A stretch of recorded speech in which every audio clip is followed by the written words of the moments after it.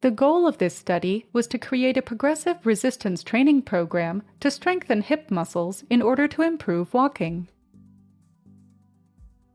This protocol provides a solution to address hip weakness, which is a primary impairment that affects the quality of life of people with neurodegenerative diseases.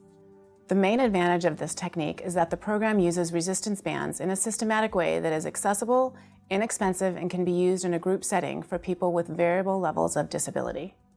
We emphasize isolated muscle strengthening in proper alignment for how the muscle is used in walking.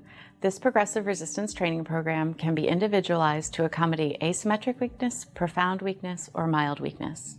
Demonstrating the procedure with me will be Tziporah Thompson, a research coordinator from our laboratory.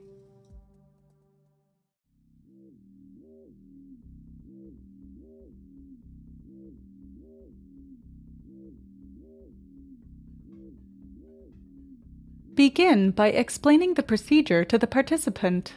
Assess baseline strength status for the hip flexor, hip extensor, and hip abductor muscles by using a handheld dynamometer during a break test. During the break test, obtain measures from each side of the body and repeat to obtain 2 consistent measures for each side within 45 newtons of each other. Ask the participant to hold each position for 4 to 5 seconds at maximal effort and encourage the participant as they complete the test. Record each measure and average the 2 measures for each side.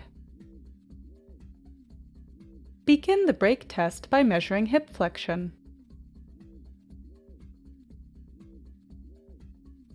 Instruct the participant to lie supine on a mat, legs extended,